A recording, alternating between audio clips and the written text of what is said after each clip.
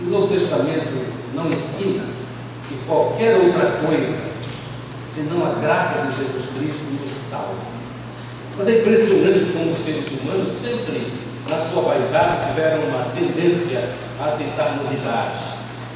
Há igrejas em nosso tempo que estão cheias por causa das novidades criadas por seus pastores e seus líderes. E como bem lembrou um amigo meu no decorrer da semana, pastores sem nenhum preparo teológico, e pior do que isso, nenhum preparo no tocante ao conhecimento da palavra de Deus. Até crianças são capazes de apontar erros destes supostos líderes religiosos, muitos deles, lamentavelmente, no nosso tempo. Confesso aos irmãos que eu fiquei estarrecido no decorrer da semana por descobrir que o autor famoso de um comentário que eu usei com o tempo da minha vida como pastor abandonou a fé em Jesus Cristo e abandonou isso por escrito. Irmãos, há uma diferença entre a fala e a escrita. É por essa razão que quando meu filho era bem jovem, o filho que tenho, que é pastor, que me honra muito com o que faz, ele disse: papai, eu vou começar a escrever no Jornal Batista. Eu disse para ele: meu filho, graças a Deus por seu interesse, mas aguarde isso quando você estiver um pouco mais maduro. Eu creio nisso. Eu creio até por razões extremamente pessoais. Meu primeiro sermão foi como vencer as tentações. É muito fraco.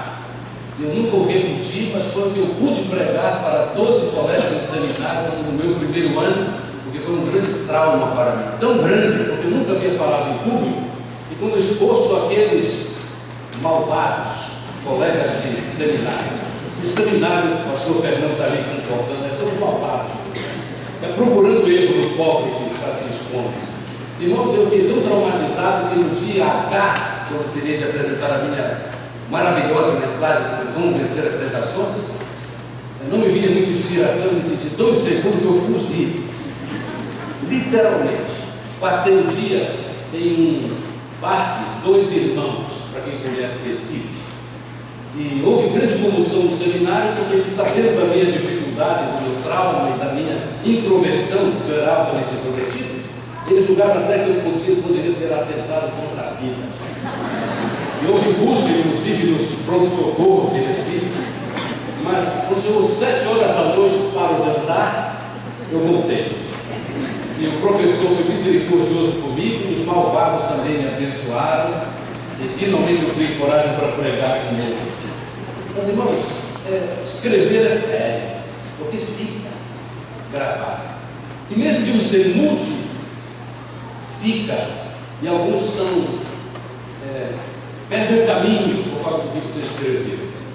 Eu confesso aos irmãos que eu fiquei assustado, por isso que eu estou fazendo cartazes com os irmãos hoje de manhã.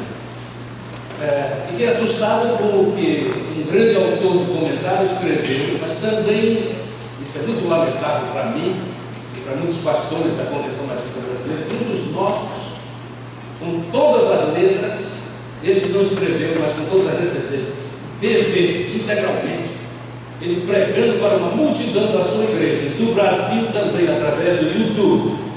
Ele disse o seguinte: eu concordo com Pedro, que disse que Paulo escreve umas coisas difíceis.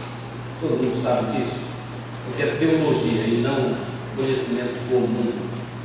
Teologia tem que ser coisa revelada por Deus. Mas aí ele disse assim: eu vou endireitar o que Paulo errou. Irmãos,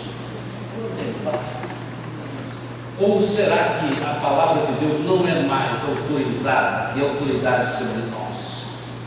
Deve ser porque Judas, em um dos seus versos, diz assim: a palavra do Senhor, de uma vez por todas, dada aos santos.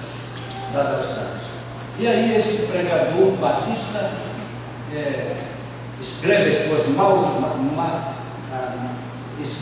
linhas mal escritas e fala sobre diversos assuntos, com certeza desencaminhando, em primeiro lugar, a sua igreja e depois os fiéis a Cristo no Brasil, e pelo menos fica dizendo assim: não, este pastor preserva o seu nome e peço a misericórdia de Deus sobre mim, sobre ele também, na esperança de que ele seja restaurado. Aliás, o perigo desse querido pregador, porque é perigo mesmo, pelo em trazê-lo para falar para esta igreja há muito tempo atrás, eu não o fiz e não farei mais. Não porque não haja misericórdia, mas porque o que é falado hoje também fica, porque o YouTube está em todos os lados, em todas as vidas. Então, para mim, eu risquei 2, e Deus sabe por quê. E até por causa da necessidade de preservar a igreja, que é pequena. Nunca esqueçamos que Jesus disse: não tem mais, ó pequeno rebanho, porque ao Senhor Deus foi apresentada a palavra de que Ele dará o reino para este pequeno rebanho. Então, se nós tivermos um grande rebanho geral, que não está nem aí para o que Deus disse, mas está querendo novidades, é bom nós cuidarmos da vida. E no tocante às ordenanças de Jesus, é entender o que a palavra de Deus diz. É fácil entender, é claro. Há 2 versos principais, que eu considero principais, sobre batismo e ceia. E hoje, porque já participamos desta festa espiritual do batismo de 5 irmãos, e logo mais os crentes do Senhor Jesus vão participar, quer sejam membros desta igreja ou não, da ceia do Senhor. Irmão, nós podemos pensar até sem muita demora sobre o que a palavra de Deus nos diz sobre batismo e ceia. Você deve ter notado que batismo e ceia já sabem, mantenham este conhecimento, que batismo e ceia afirmam o fato da obra de Jesus Cristo, razão pela qual nós temos e celebramos salvação, vida eterna. É verdade.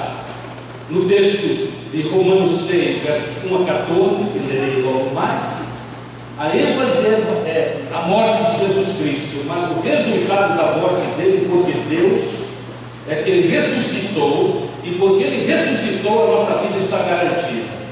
Mas como veremos, a nota comum de batismo e ceia é a morte de Jesus Cristo. A partir do verso 1, podem ler no instrumento que tiverem, seja no iPad, no iPhone, como for. Tem que ser a palavra de Deus. Que diremos então? Continuaremos pecando para que a graça aumente? De maneira nenhuma. Nós, os que morremos para o pecado, como podemos continuar vivendo nele? Ou vocês não sabem que todos nós que fomos batizados em Cristo Jesus, fomos batizados em sua morte? Portanto, fomos sepultados com Ele na morte por meio do batismo, a fim de que, assim como Cristo foi ressuscitado dos mortos mediante a glória do Pai, também nós vivamos uma vida nova. Se dessa forma fomos unidos a Ele na semelhança da sua morte, certamente o seremos também na semelhança da sua ressurreição. Pois sabemos que o nosso velho homem foi crucificado com Ele para que o corpo do pecado seja destruído, e não mais sejamos escravos do pecado, como éramos, pois quem morreu foi justificado no pecado. Ora, se morremos com Cristo, cremos que também com Ele viveremos. Pois sabemos que, tendo sido ressuscitado dos mortos, Cristo não pode morrer outra vez, a morte não tem mais domínio sobre Ele. Porque morrendo, Ele morreu para o pecado uma vez por todas, mas vivendo, vive para Deus. Da mesma forma, considerem-se mortos para o pecado, mas vivos para Deus em Cristo Jesus. Portanto, não permitam que o pecado continue dominando seus corpos mortais, fazendo que vocês obedeçam aos seus desejos. Não ofereçam os membros do corpo de vocês ao pecado como instrumentos de justiça, antes ofereçam-se a Deus como quem voltou da morte para a vida, e ofereçam os membros do corpo de vocês a Ele como instrumentos de justiça, pois o pecado não os dominará, porque vocês não estão debaixo da lei, mas debaixo da graça. Amados, o texto é muito claro. Deus deu muita importância a isso. É por isso que Ele disse: olha, vocês devem lembrar no batismo do fato de que eu morri por vocês e vocês por mim morrem para o mundo. Morrem para o mundo. Há muitas lembranças aqui, mas eu quero dizer para os irmãos que batismo mesmo, foi uma prática universal nas igrejas do primeiro século.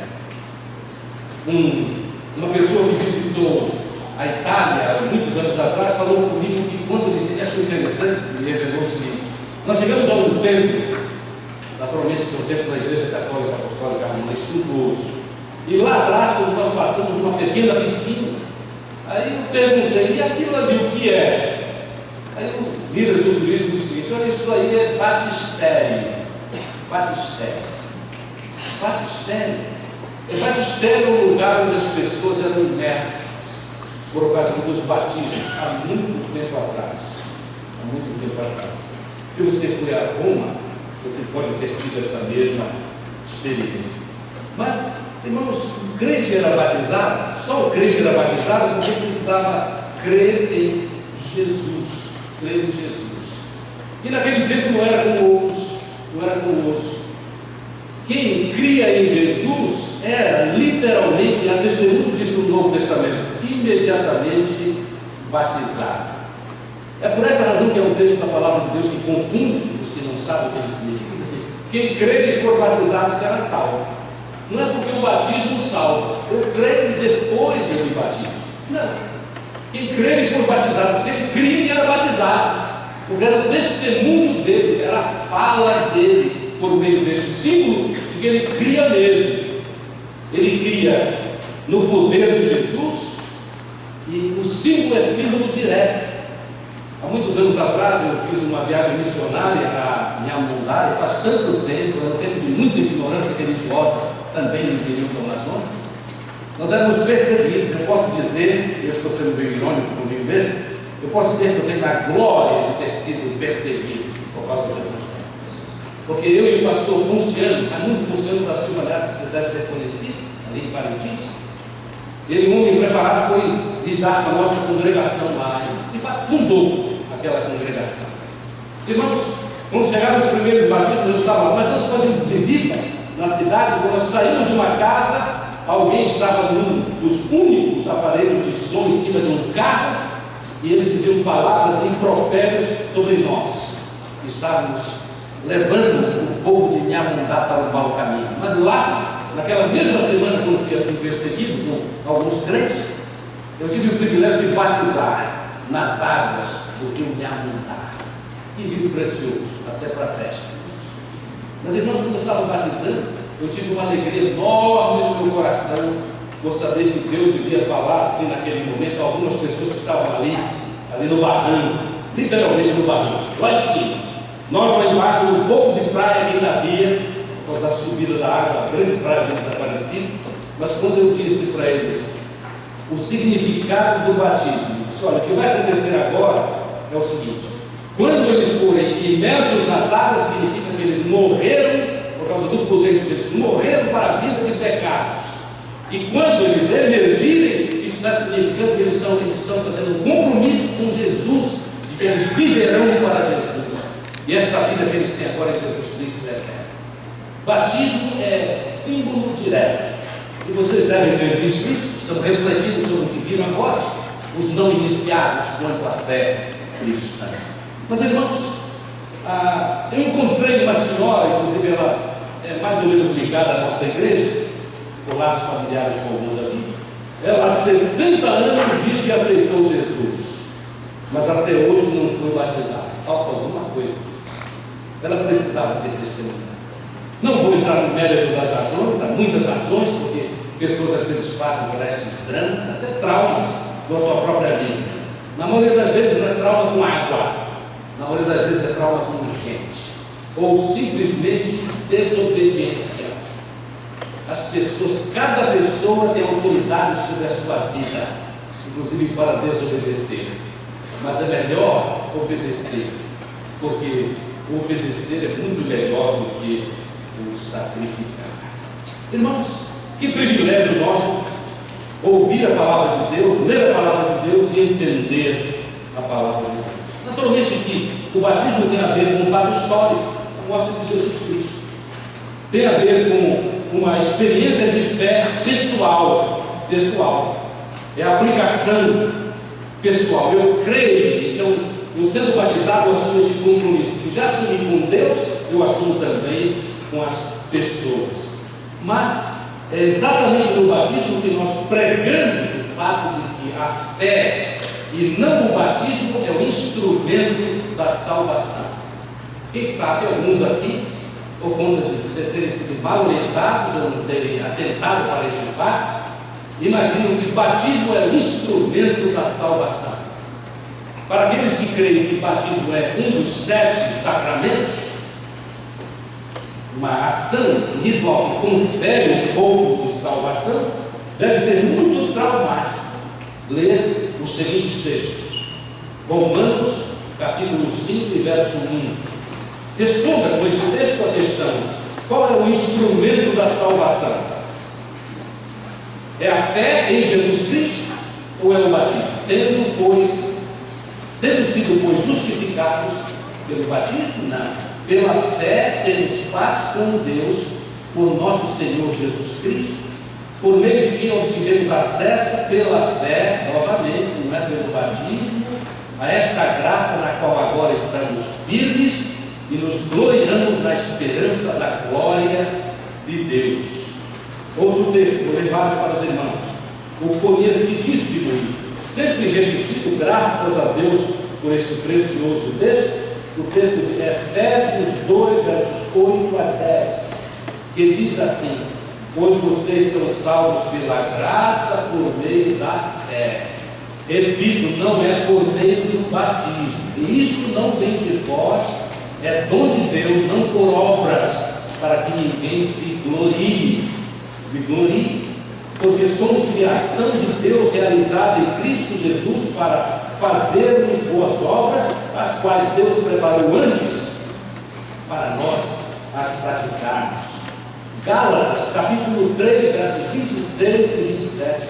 Como diria a professora querida e saudosa, a professora Giraldina Reis, sublinhe. Ela me ensinou isso. Eu dizia sublinhar. Ela disse: pastor, o senhor gosta de aprender? Eu disse: sim, todo o tempo. E ela disse: não é sublinhar, é sublinhar. Que quer dizer, escrever uma linha embaixo, para ressaltar. Olha, ressaltem este, Gálatas 3, versos 26 e 27. Todos vocês são filhos de Deus mediante a fé em Cristo Jesus. Pois os que em Cristo foram batizados, de Cristo se revestiram. De Cristo se revestiram. Em Cristo foram batizados, em Cristo se revestiram. É assim, irmãos. É por essa razão que não há desculpa para aquele que é crente em Jesus Cristo. Não há desculpa para ele andar no erro. Vocês acham que revestida de Cristo anda na lama? Não anda não anda. Que Deus use esta palavra, este texto, para alertar os irmãos que andam na lama, estão salpicados. E não só Deus sabe, outros sabem. Andaremos no pecado para que a graça de Deus seja mais abundante? Lembram? Romanos 6? De jeito nenhum. Como é que nós, que já somos de Cristo, vamos andar na lama? Eu estava lendo e ouvindo na internet Charles Swindoll, e ele pegou uma mensagem naquele dia muito interessante a respeito disso. E ele dizia assim: 1 João 9, que diz: se confessarmos os nossos pecados, ele é justo para nos perdoar os pecados e nos livrar de toda a justiça, é depois do pecado. Aí ele diz assim: mas o crente não tem que andar no pecado. Há ou não há poder em Jesus Cristo para salvar? O que ele diz é verdade ou é conversa fiada? Eu creio que a maioria dos crentes aqui, verdadeiros, não vive andando na lama. Aí ele diz assim: vamos parar com este negócio de nos refugiarmos em 1 João 9. Vamos meditar e levar mais a sério Romanos 6. Andaremos no pecado para que a graça de Deus seja mais abundante? Irmãos, com Deus não se brinca. Se eu confessei Jesus, e confessei logo que crio no tempo certo perante certas igrejas, na hora do batismo, eu sou de Jesus. A pergunta que eu fiz para os candidatos hoje que foram batizados é: crês em Jesus? Para uns eu disse: porque tu crês, eu te batizo, revestido de Cristo. E não revestido por Cristo na hora do batismo hoje, já que há este ato entre o momento da conversão e o momento do batismo. Eu já disse, e é verdade que lá no primeiro século era assim: creu com batizado. Eu não preciso me alongar usando os testemunhos do Novo Testamento, normalmente no livro histórico, que é o livro de Atos. Mas ainda um texto para terminar, Colossenses, capítulo 2, verso 12, só um versinho, que diz assim: isso aconteceu, é o despojar do corpo da carne. Carne é a velha natureza, não é picanha, não. É a velha natureza. Então, diz assim, eu vou ler o texto para os irmãos, a partir do verso finalzinho do último. O despojar do corpo da carne, isto aconteceu quando vocês foram sepultados com ele no batismo. Viu? O despojar da carne, isso aconteceu quando vocês foram sepultados com ele no batismo. Porque creram foram sepultados no batismo. E com ele foram ressuscitados mediante a fé no poder de Deus, que o ressuscitou dentre os mortos. Eu quero que os irmãos tirem pelo menos uma conclusão de tudo que foi dito até aqui. É de que batismo exige fé em Deus. Alguém estava comentando com um pastor, meu amigo, e ele estava sem dúvida se seria batizado ou não. E aí o meu amigo, com muita iluminação do Espírito, disse assim: quando o amigo foi batizado, ele não tinha se arrependido dos seus pecados? Ou silêncio. Quando você foi batizado, você tinha exercido fé? Fé, irmãos, é confiança em Jesus. Fé e confiança em Jesus Cristo subentende conhecimento sobre Jesus, quem é o que fez. Você sabia? Houve silêncio. Aí o pastor, sem nenhum constrangimento, disse o que era autorizado a dizer pelo Novo Testamento: então você precisa se batizar. Você não tinha se arrependido de nada. Como é que você se batizou? Você não tinha fé nenhuma em Jesus Cristo. Então você precisa do batismo. Irmãos, batismo é a expressão da fé íntima e pessoal. Isso é intransferível. Meu pai, por mais que me amasse, não podia se batizar por mim. E nem eu pelos meus filhos e pelos meus netos. Porque oro a fim de que no tempo do juízo e da sabedoria, eles aprendam quem Jesus é, o que fez e o que oferece, por meio da fé nele mesmo. Alguns ficam confundidos sobre isso, essa questão de símbolo, valor, o que significa. Irmãos, eu tenho uma aliança, porque eu sou casado há 43 anos com Alice Lages. Mas a aliança apenas fala de uma realidade que é muito maior do que a aliança. Quando, por causa de alguma alergia ou coisa parecida, eu deixo a minha aliança em casa, por uns momentos, no máximo por um dia, eu tenho cuidado de andar com a aliança, porque eu pacto fiz, e não é por uma razão ritualística qualquer, qual o significado que tem o meu casamento e a aliança que o simboliza. Mas então, nenhum de nós, no seu juízo, diremos: esta aliança aqui é o instrumento do meu casamento. Não é símbolo. O instrumento são muitas outras coisas, muitas outras inspirações da vida. E os irmãos bem casados, que administram suas dificuldades com a sabedoria do Senhor, sabem o significado do que estou dizendo. E aqueles que não são casados, que Deus os abençoe e a sua decisão e a sua aliança seja uma aliança séria, formal e calcada no poder de Jesus e nas misericórdias de Deus, sem que nenhum casamento resiste às pressões do tempo. Irmãos, batismo é vida nova, vida nova. Foi imerso nas águas, morreu para o mundo, mas vive para Deus. E a vida nova é vida diferente da vida que o mundo espera ou sugere. Antes, escravos do pecado. É duro ser escravo do pecado, mas é muito especial ser escravo de Jesus. Os escravos de Jesus têm todo prazer nisso. O apóstolo Paulo é o principal deles. Em muitas de suas cartas ele diz: Paulo, doulos em Jesus Cristo. Doulos quer dizer escravo, escravo mesmo, daqueles que um dia, a figura é aqueles que foram libertos pela princesa Isabel no Brasil. Irmãos, agora escravos da justiça de Deus. Justiça é no cumprimento da vontade de Deus na sua vida. É isso que eu tinha a dizer a respeito de batismo. Batismo é símbolo, e que símbolo precioso, símbolo direto, sem ofensas. Falem aos outros que precisam a respeito desta realidade. A segunda e última ordenança de Jesus Cristo é a ceia do Senhor. O texto mais antigo sobre o assunto, todos sabem, é 1 Coríntios 11, a partir do verso 23, para o que pretendemos fazer hoje de manhã. Pois recebi do Senhor, que também lhes entreguei, que o Senhor Jesus, na noite em que foi traído, tomou o pão, e tendo dado graças, o partiu e disse: isto é o meu corpo que é dado em favor de vocês, façam isto em memória de mim. Sabe por que nós chamamos ordenança? Porque ele disse: façam isto em memória de mim. O texto de Marcos diz a mesma coisa. Há pessoas confusas a respeito das versões de Mateus, Marcos e Lucas por causa da inversão de pão e vinho. Agora, diga-me com franqueza, será que uma mera inversão no texto de pão e vinho, pão é primeiro, o vinho é segundo, vai anular a mensagem de Jesus Cristo? De jeito nenhum.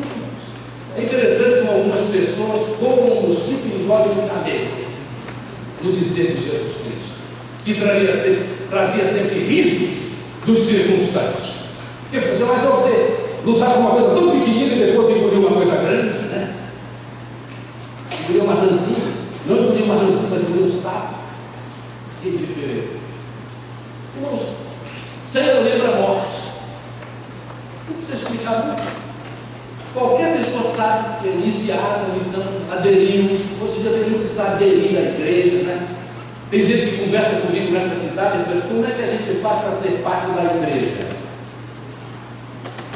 Aí eu fico assim meio encabulado. Olha, a primeira coisa é ter certeza de que você pertence a Jesus. Eu noto assim pela expressão que a pessoa fica alegre. Porque a igreja tomou o lugar de Jesus em algum lugar. Maldita hora. Não é assim, não. De que adianta pertencer ao rol de membros da igreja, mas não pertencer a Jesus? É mais alguém esperando o fogo do inferno. E viver uma vida de nenhum poder. Eu disse nenhum. Sobre as tentações. Isso explica muita desgraça espiritual no ambiente das igrejas. Porque quem crê tem vida vitoriosa. Se vive uma vida péssima, de mau testemunho, precisa rever o que crê. Isso não quer dizer ser afastado do ambiente da igreja, mas não se engane no ambiente da igreja.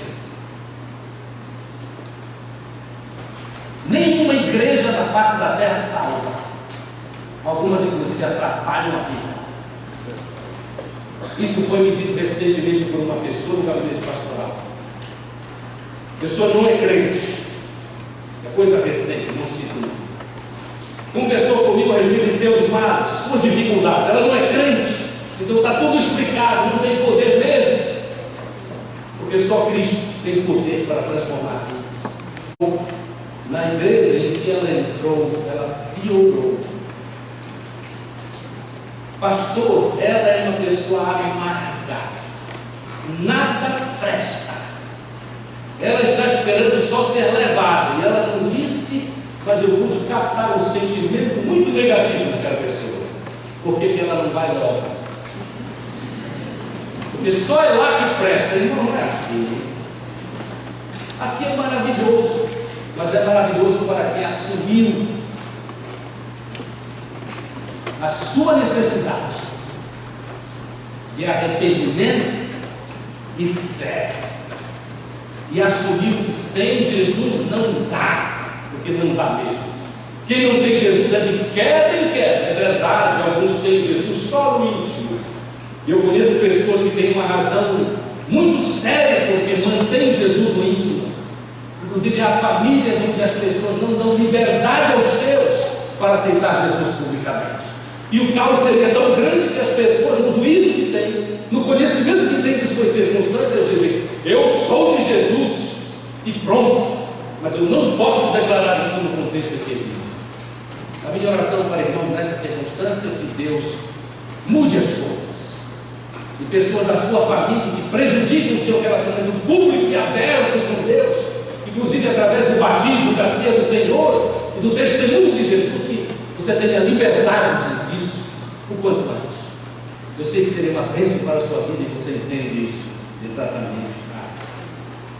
Ai, irmãos, esta ordenança de Jesus Cristo na ceia do Senhor fala de morte. O que é o vinho? Simboliza a morte de Jesus Cristo, o sangue derramado. E o pão, o corpo quebrado por nós. Pão e vinho lembram que Cristo se sacrificou por nós. E a boa lembrança é de uma vez por todas. De uma vez por todas. Na ceia não acontece de novo. Só aconteceu uma vez. É fato histórico. E é eficaz para a salvação. Algumas práticas religiosas de alguns grupos cristãos sim, mas que erram, até por causa das tais bulas do passado, nos concílios desautorizados para a mudança de doutrina. Eles dizem: não, Jesus Cristo morre toda vez que nós participamos da comunhão. Quem disse? Uma vez uma pessoa me procurou por causa de um assunto doutrinário e eu disse: bem, vamos fazer o seguinte, sobre este seu assunto, eu vou pedir que você leia o texto. Aliás, eu vou ler o texto para você, mas você mantenha a sua Bíblia aberta, para ler um livro do Gabinete Pastoral. Eu disse: depois de você ler o texto, são 2 capítulos. Eu vou fazer perguntas a você, mas eu quero que você responda com o seu entendimento, mas com as palavras do texto. Eu notei naturalmente, não era ofensa nenhuma. Ela veio aprender, ela estava angustiada com as falsidades que havia aprendido na sua igreja. Aí eu comecei a fazer perguntas. Eu fiz umas 6 perguntas para ela, respondeu tudo certinho. Ela disse: aí eu disse para ela: você crê no que você disse? Eu disse: eu creio, porque, pastor, está na palavra de Deus. Aí eu disse assim: por que os seus líderes religiosos não ensinam assim? Você sabe qual foi a resposta dela? Que coisa triste dos líderes religiosos, que não conhecem e não pregam a Bíblia. Ela disse: provavelmente por ignorância. Eu aceitei para não entrar em qualquer intriga, mas eu vou te apresentar também, não só isso, provavelmente por desobediência. Porque onde Deus diz, nós temos de obedecer.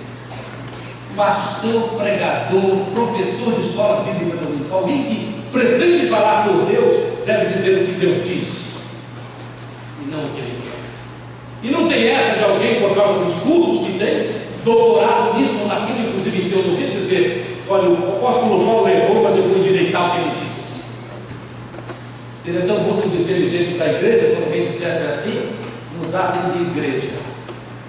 Estou falando sério. Mudassem de igreja, porque é um perigo crer em mentira. A mentira destrói e não demora para isso. Amados, batismo e ceia falam sobre morte, a de Cristo. A morte que nós também morremos quando cremos nele. Sem o que não há ressurreição que Jesus experimentou. Que os fiéis experimentam pela obra e graça, favor não merecido de Jesus. Portanto, é um privilégio estarmos juntos para reafirmar no nosso coração, e alguns aqui, o privilégio de aprender hoje do Novo Testamento estas verdades. Que privilégio nosso! Vale a pena conhecer e praticar a palavra de Deus. Que Deus nos abençoe, a fim de que permaneçamos fiéis. Amém. Nós vamos celebrar a ceia do Senhor e vamos logo agora cantar.